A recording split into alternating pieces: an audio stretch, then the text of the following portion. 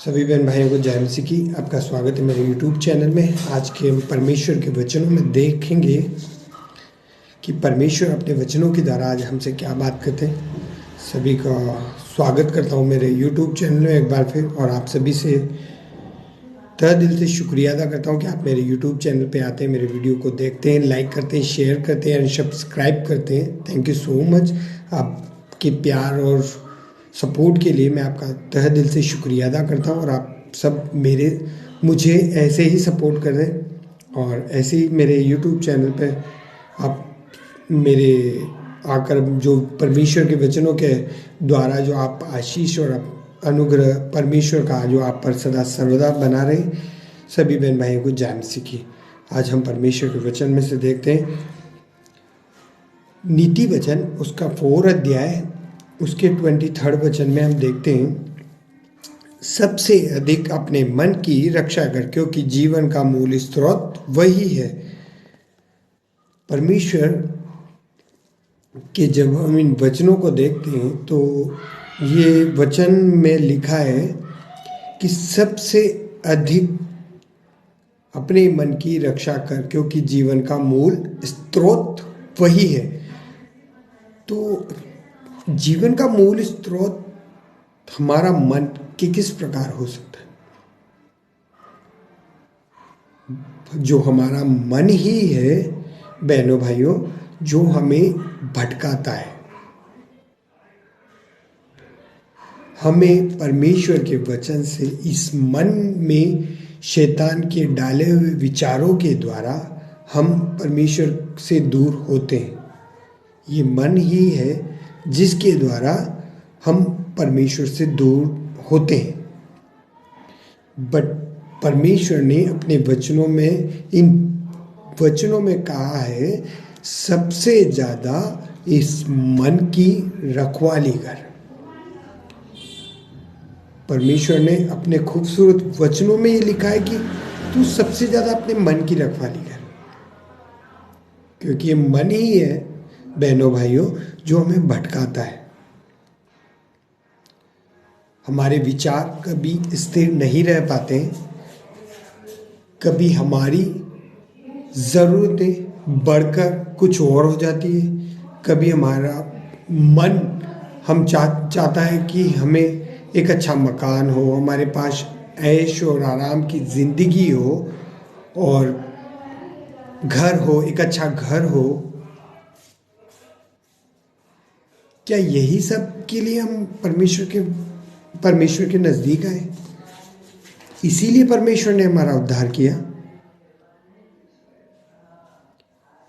तभी परमेश्वर ने अपने वचनों में लिखा है कि ये जो मन है, ये मन जीवन का मूल स्रोत है।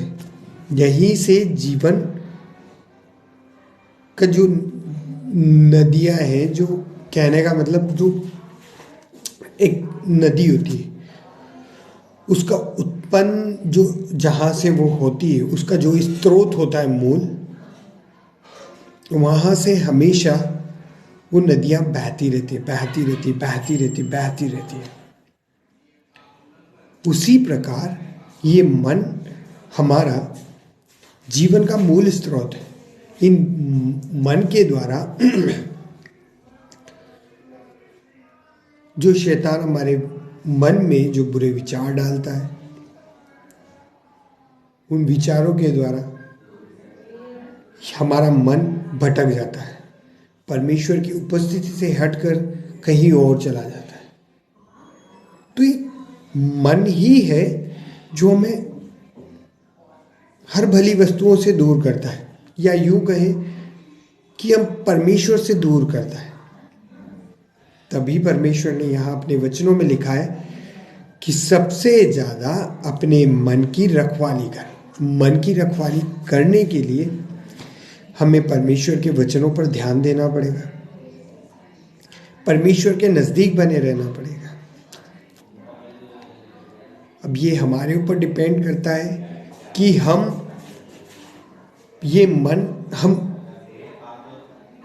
इसकी रक्षा किस प्रकार कर सकते हैं। हम उन विचारों को जो शैतान हमारे मन में डालता है उनसे बचकर या फिर उन पर चलकर। ऑब्वियसली जब हम उन पर जो शैतान हमारे मन में विचार डालेगा उस पर चलेंगे तो ऑब्वियसली हम परमेश्वर के नज़दीक नहीं रहेंगे, परमेश्वर से दूर हो जाएंगे।